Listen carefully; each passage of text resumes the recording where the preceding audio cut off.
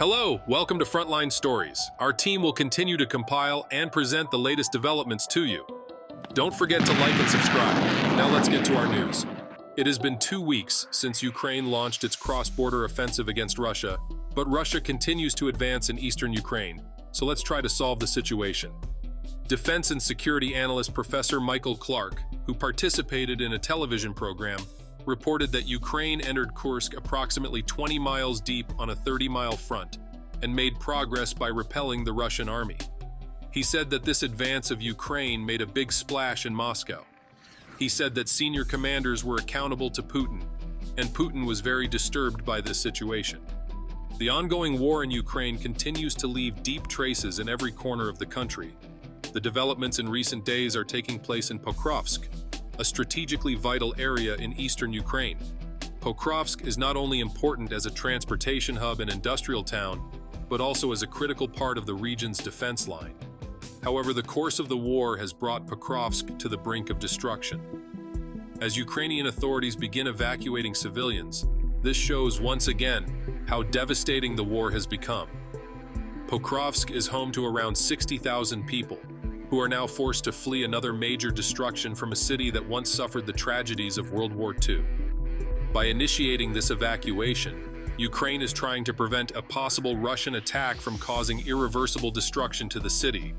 This could be a repeat of what happened in previous cities such as Bakhmut and Severodonetsk, where Russia's intense attacks on these regions have left them in ruins. The further deterioration of the situation in the region is also affecting the military balance on Ukraine's eastern and southern fronts. The cities of Kramatorsk and Slavyansk in particular play key roles in Ukraine's defense strategy.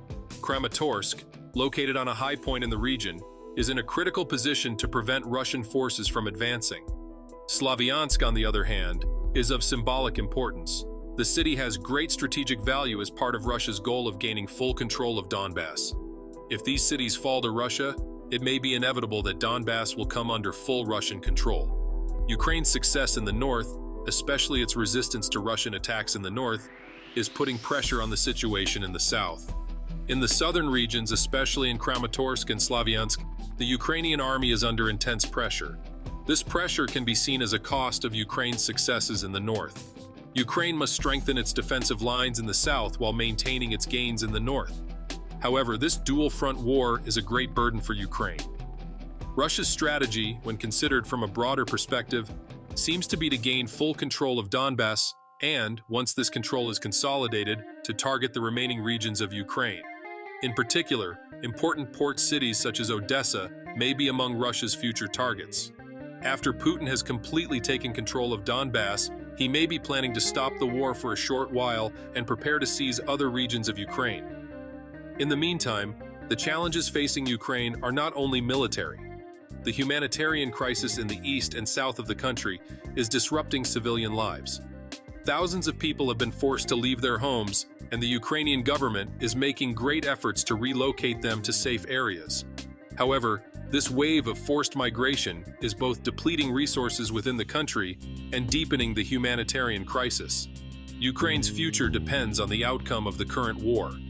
The defense of strategic regions such as Kramatorsk and Slavyansk is critical to maintaining balance in eastern and southern Ukraine. However, as long as Russia has no intention of stopping its attacks in these regions, Ukraine's struggle looks set to become even more difficult. As this difficult struggle continues on both fronts of the country, it is a matter of great curiosity how the international community will respond to the humanitarian and political consequences of this war.